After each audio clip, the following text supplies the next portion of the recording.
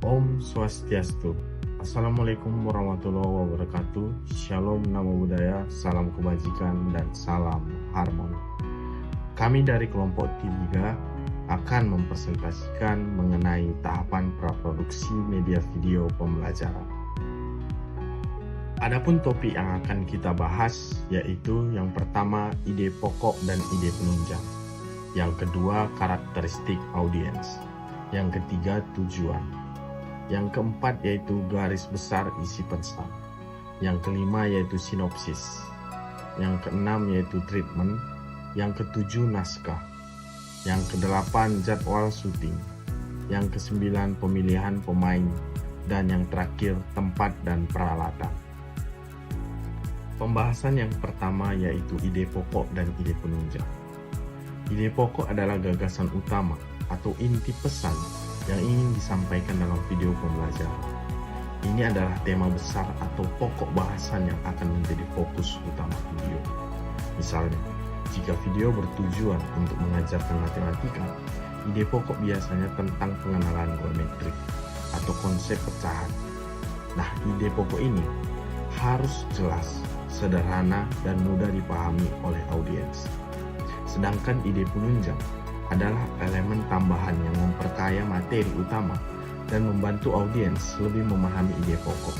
Misalnya, dalam video tentang geometrik, ide penunjang bisa mencangkup contoh-contoh nyata tentang bagaimana geometrik diterapkan dalam kehidupan sehari-hari. Nah, ide penunjang ini bisa berupa ilustrasi, contoh kasus, atau penjelasan rinci yang memberikan konteks lebih dalam. Selanjutnya yaitu karakteristik audiens.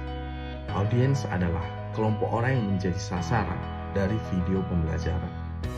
Nah, untuk mengetahui karakteristik audiens sangat penting untuk menyesuaikan konten video, gaya penyampaian, dan tingkat kesulitan materi. Ada beberapa faktor yang harus dipertimbangkan. Yang pertama yaitu usia. Nah, apakah audiens anak-anak, remaja, atau dewasa? Gaya bahasa dan visual yang digunakan harus berbeda-beda tergantung pada usia audiens. Yang kedua yaitu tingkat pendidikan. Audiens dengan latar belakang pendidikan yang berbeda-beda memerlukan pendekatan yang berbeda pula. Misalnya, video untuk pelajar SMA akan berbeda dengan video pelajar untuk SD atau mahasiswa ataupun profesional. Yang ketiga yaitu minat dan kebutuhan. Beberapa audiens mungkin lebih suka pendekatan visual, sementara yang lain lebih suka pendekatan yang berbasis teks atau interaktif. Nah, mengetahui hal ini akan membantu dalam memilih jenis penyampaian yang paling efektif. Yang terakhir yaitu kebutuhan khusus. Jika audiens memiliki kebutuhan khusus, seperti disabilitas, perlu ada penyesuaian, seperti menambah teks atau subtitle, agar menggunakan bahasa yang lebih sederhana. Selanjutnya yaitu tujuan, yang mana tujuan yang jelas dan spesifik harus dirumuskan untuk video pembelajaran. Tujuan ini akan menjadi pedoman bagi seluruh proses produksi, memastikan bahwa setiap bagian dari video mendukung pencapaian tujuan tersebut. Tujuan tersebut mencangkup satu pengetahuan, artinya memberi informasi atau fakta baru kepada audiens, misalnya mengajar konsep dasar. Yang kedua yaitu keterampilan. Ini membantu audiens belajar keterampilan tertentu, seperti keterampilan praktis, misalnya cara melakukan percakapan dalam bahasa asing atau teknik mengoperasikan alat. Yang ketiga yaitu perubahan sikap, yang mana mengubah atau mempengaruhi cara berpikir atau pandangan audiens terhadap suatu topik, misalnya meningkatkan kesadaran akan pentingnya lingkungan. Smart goals, artinya tujuan ini juga perlu dibuat dengan metode SMART, spesifik, measurable, achievable, relevant, time bound, agar lebih terukur dan jelas. Pembahasan selanjutnya itu garis besar isi pesan. Garis besar adalah struktur umum dari isi pesan video. Ini mengacu pada pengorganisasian materi yang akan disampaikan dalam urutan yang logis. Garis besar ini membantu tim produksi dalam mengatur alur video agar mudah dipahami oleh audiens. Biasanya, garis besar terdiri dari 3 bagian. Yang pertama yaitu pembukaan. Menarik perhatian audiens, memperkenalkan topik, dan memberi gambaran umum tentang apa yang akan dipelajari. Itulah di bagian pembukaan. Yang kedua, isi utama. Penyampaian materi inti dengan penjelasan yang mendalam dan rinci sesuai dengan tujuan yang telah ditentukan. Itu yang diperlukan di isi utama. Di bagian penutupan, ini artinya kesimpulan atau rangkuman dari materi yang disampaikan, serta ajakan untuk bertindak atau tindak lanjut. Baik, selanjutnya yaitu sinopsis. Jadi, sinopsis adalah pengembangan dari sebuah ide. Ide bisa berasal dari seorang produser atau produser membeli ide orang lain. Jadi, tidak akan pernah ada program televisi jika tidak ada ide. Ide yang sudah dianggap bagus, kemudian oleh seorang penulis naskah yang didampingi seorang pengkaji materi dan pengkaji media, diolah menjadi sebuah sinopsis, yaitu sebuah garis besar cerita yang akan menjadi sumber-sumber pokok informasi yang meliputi yang pertama yaitu jalur dan isi cerita. Jadi, jalur cerita merujuk pada alur atau urutan peristiwa dalam cerita yang menghubungkan berbagai elemen naratif. Isi cerita mencakup tema, pesan, dan tujuan dari cerita tersebut yang menciptakan rangkaian peristiwa yang mengarah pada klimaks dan resolusi. Nah, kemudian semua motivasi, goal, hambatan, atau konflik. Jadi, motivasi adalah dorongan atau alasan dibalik tindakan karakter. Sedangkan goal adalah tujuan yang ingin dicapai oleh karakter. Hambatan atau konflik muncul ketika karakter menghadapi tantangan atau rintangan yang menghalangi pencapaian tujuan mereka. Dan konflik ini bisa bersifat internal dalam diri karakter atau eksternal dengan pihak luar. Yang ketiga, karakteristik tokoh cerita. Jadi, karakteristik tokoh cerita meliputi sifat, kepribadian, dan tujuan yang dimiliki oleh tokoh-tokoh dalam cerita. Setiap tokoh biasanya memiliki latar belakang, motivasi, dan perubahan karakter sepanjang cerita yang memberikan kedalaman pada narasi. Nah, yang keempat yaitu karakteristik tempat-tempat kejadian. Jadi, tempat kejadian merujuk pada lokasi atau setting di mana cerita berlangsung. Jadi, karakteristik tempat ini dapat mencakup deskripsi fisik, misalnya kota, desa, hutan, dan suasana yang tercipta di tempat tersebut, yang dimana berfungsi mendukung atmosfer atau mood dari cerita tersebut. Yang kelima, saat kejadian dan perkembangan waktu.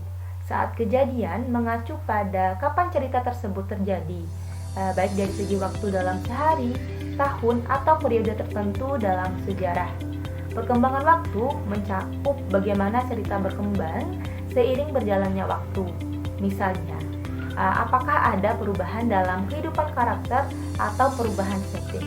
Yang keenam, pokok-pokok pembicaraan. Pokok-pokok pembicaraan merujuk pada topik utama yang dibahas dalam cerita.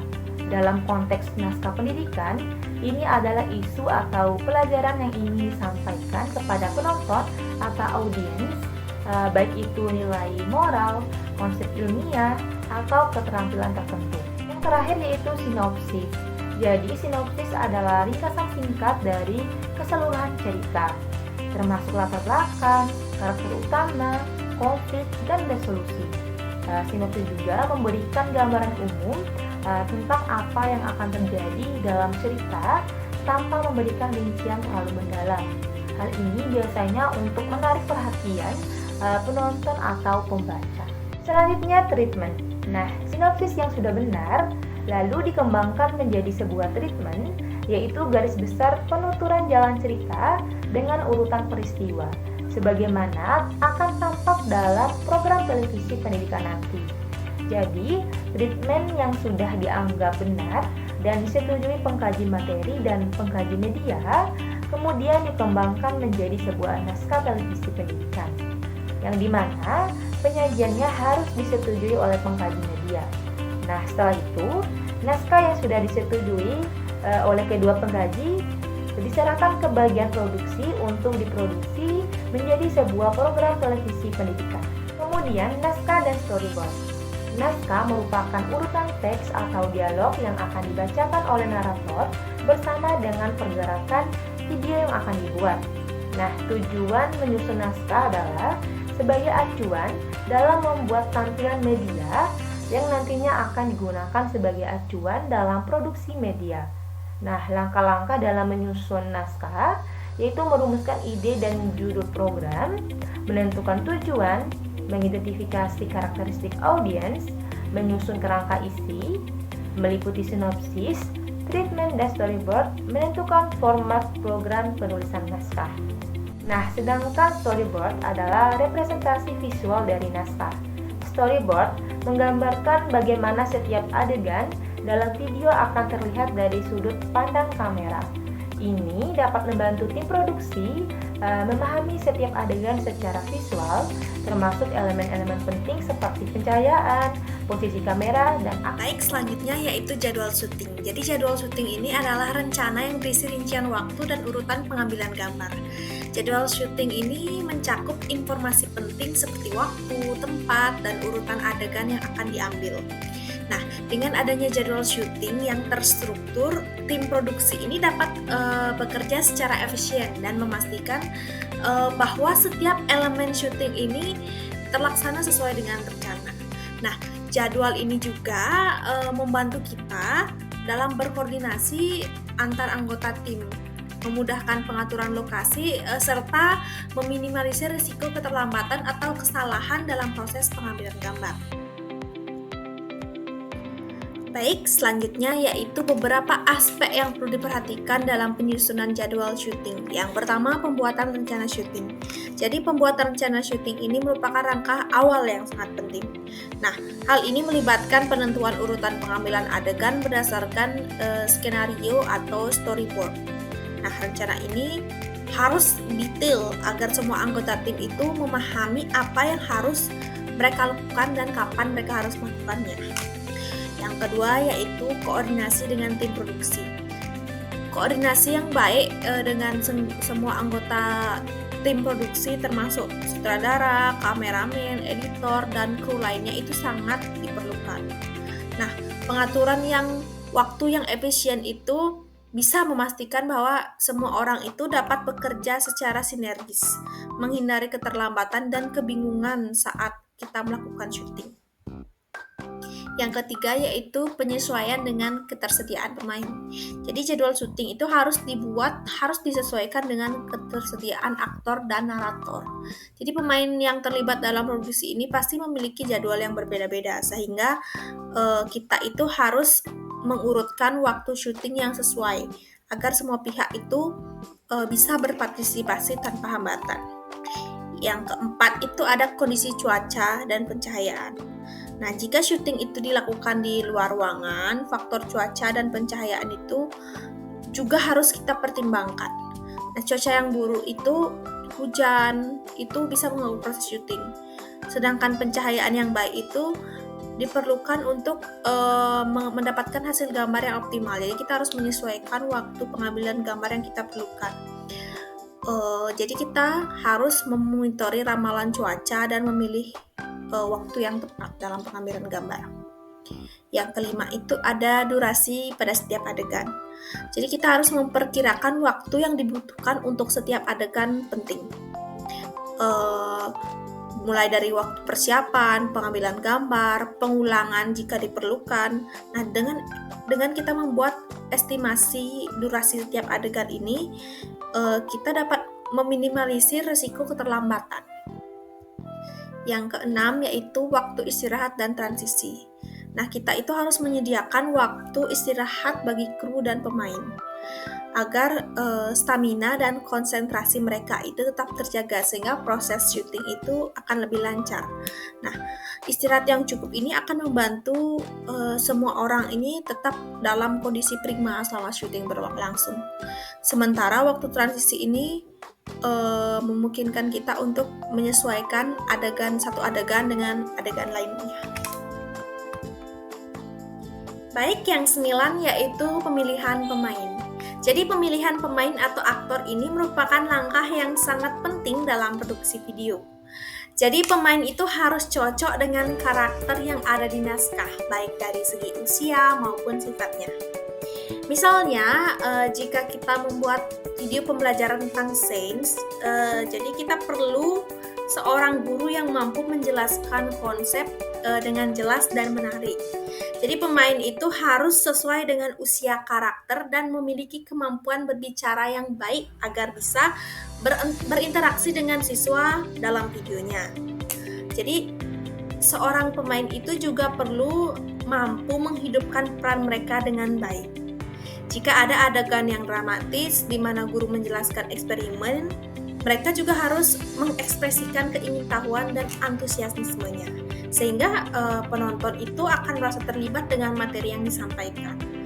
Selain itu, pemain itu harus fleksibel dan bisa mengikuti arahan sutradara serta memiliki pengalaman mengajar, sehingga pemain yang menarik dan karismatik ini juga membuat penonton lebih tertarik pada video yang kita buat.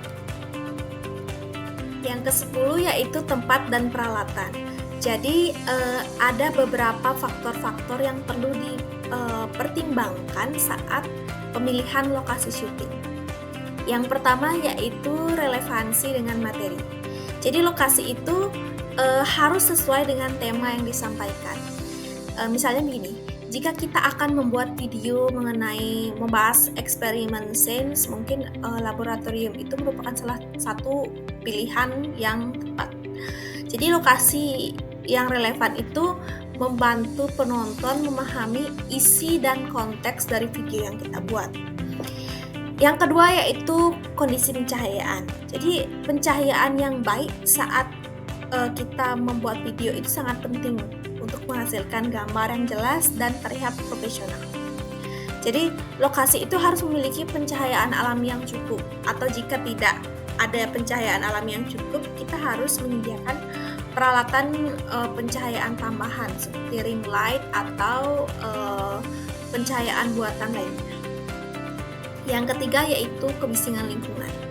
Jadi lokasi yang minim gangguan suara itu sangat sesuai agar rekaman tidak terganggu oleh suara latar yang mengalihkan perhatian penonton. Jadi kita harus memastikan bahwa lokasi yang kita pilih itu tenang dan kondusif saat syuting. Yang keempat yaitu kemudahan akses. Jadi lokasi itu harus mudah dijangkau oleh kru dan pemain. Jadi akses yang baik ini akan mempercepat proses kita dalam produksi pengambilan gambar dan tentu saja menghindari keterlambatan yang mengganggu jadwal yang kita buat. Selanjutnya yaitu peralatan yang dibutuhkan. Yang pertama kamera. Kita bisa milih kamera dengan resolusi tinggi, HD atau 4K untuk menghasilkan video yang berkualitas. Yang selanjutnya yaitu kita bisa menggunakan tripod agar menjaga kestabilan gambar agar tidak goyang selama syuting berlangsung. Yang kedua itu kita perlu mikrofon. Yang pertama yaitu mikrofon shotgun, itu berguna untuk menangkap suara dari jarak jauh. Selanjutnya yaitu mikrofon clip-on untuk pembicara utama agar suaranya terdengar jelas. Untuk pencahayaan kita bisa menggunakan ring light atau lampu softbox saat pengambilan gambar agar gambarnya itu cukup cahaya.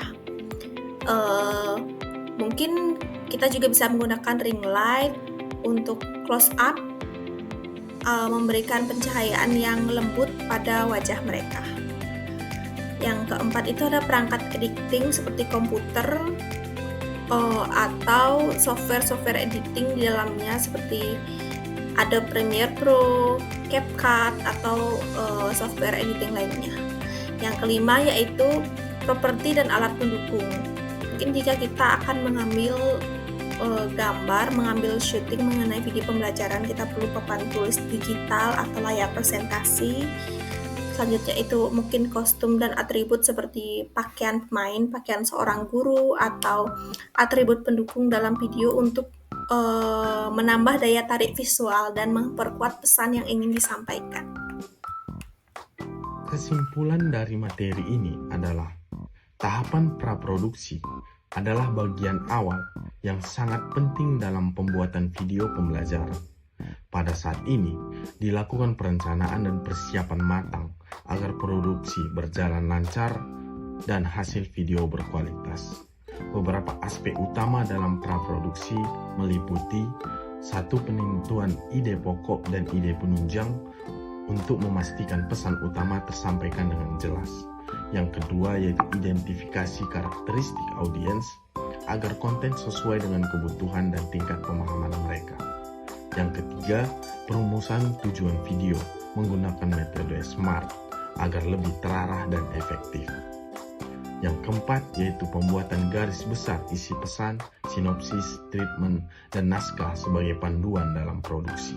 Dan yang terakhir adalah penyusunan jadwal syuting, pemilihan pemain, serta persiapan tempat dan peralatan untuk mendukung proses produksi yang efisien. Demikian video presentasi kami mengenai tahap praproduksi media video pembelajaran. Kami dari kelompok 3 memohon maaf jika ada penyampaian yang kurang jelas dalam video presentasi kami. Kami berterima kasih. Akhir kata saya ucapkan Om Santi Santi Santi Om.